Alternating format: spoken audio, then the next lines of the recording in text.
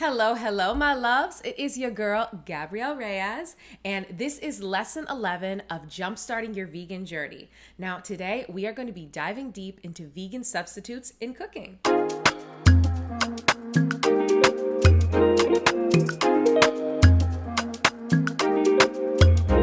There are so many different vegan substitutes for meat, eggs, dairy, cream cheese, anything that you use that has typically animal products in it. I guarantee there's a vegan option for that. I love to tell this story to people because when my husband was showing me how to make traditional Jamaican, Caribbean recipes, he wanted to transfer it into something that was plant-based and vegan so I could eat it. Well, when he was looking at the recipes, asking his friends and family, he realized there's actually not a lot of changes. So you can have all of the traditional recipes you enjoy and not have to even make that many substitutes. Typically, people love to use these vegan substitutions in cooking because they are transitioning away from animal-based products. So I love to use some Beyond Meat or some Just Egg or even some Follow Your Heart cheese, but I also love to tell people, typically I eat 80 to 90% whole food, which is produce, grains, seeds, nuts, anything you can grow from the earth, and then about 10 to 20% more processed or vegan substitutes. That way, you're treating yourself while also nourishing yourself at the same time. Let's chat about dairy substitutes. Now, did you know that people have been using almonds and oats to make dairy for thousands of years? All the way back in the Greek and Roman times, they loved almond milk, and they were actually drinking it more than cow's milk because it was less expensive. Well, flash forward, it's today, and we are still drinking this delicious and nutritious drink.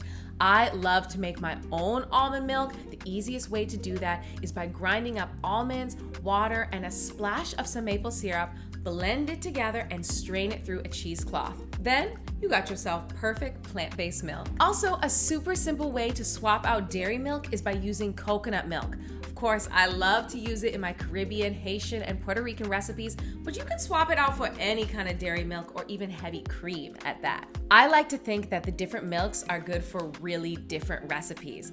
So almond milk or even rice milk, that's really good whenever you want a thinner milk. So something you would add into like a protein drink or a smoothie. You're gonna wanna use oat or coconut milk if you want something thick and creamy and decadent. And then of course you have cashew milk, which some people say is the mother of all plant-based milks because its versatility, its creaminess, and its super minimal flavor. There are an array of plant-based meat substitutes. Some people even say there's too many. For me, it is all about that balance. I love trying out new plant-based meat options. The top plant-based meat replacements are tofu, seitan, jackfruit, chickpeas, lentils, and there's also plant-based meat options like Beyond Meat, Impossible, or Daring Meat. You can use an array of these to create a super hearty meal.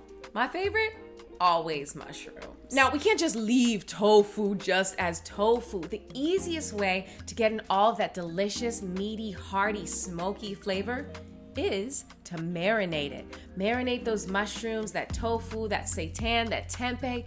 Marinate it down for at least 1 hour in a delicious broth. I always love to add in some maple syrup, a little plant-based Worcestershire sauce, as well as some liquid aminos. That way, the flavor is robust, it's umami, and it's tangy too. Vegan egg replacements have gone a long way since I went plant-based in 2011. The most popular one I would say is Just Egg, and they make a liquid vegan egg replacement. They also make some patties and some little bites and things like that. So if you're looking for something that's simple, quick, delicious in the morning, go for that. I also love to use chickpea flour to make up my own batter of delicious plant-based eggs. Tofu is also amazing because you can create a delicious tofu scramble, and I love to use one that is packed full of protein. Also, super helpful tip is whenever you are creating anything you want to have a nice eggy flavor, use some Indian black salt or kala namak. That way it's gonna bring out that delicious sulfur-rich flavor that's gonna make everything taste just like egg. For real though, it's kind of freaky. Now, what about baking? What do I do when I want to create a delicious, decadent dessert, but I have to use eggs?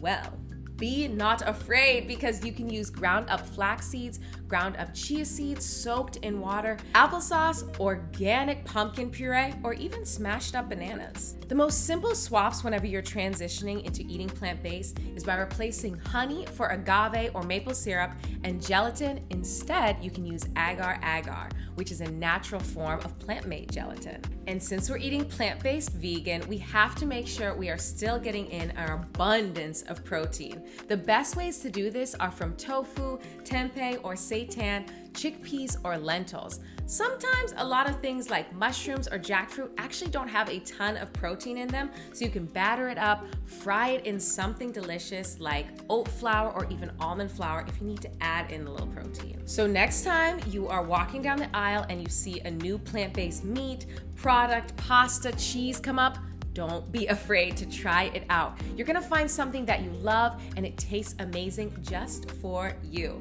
Now, I suggest you try out some of my recipes. Go to onegreatvegan.com where you can find free recipes as well as a course and my cookbook. That way you can try out all these amazing vegan substitutes and get cooking in the kitchen. Also, I'm gonna need y'all to subscribe, turn on those notifications for your girl Gabrielle, because we are sharing the wealth of knowledge. I will see you all in my next lesson, and y'all have an abundant day.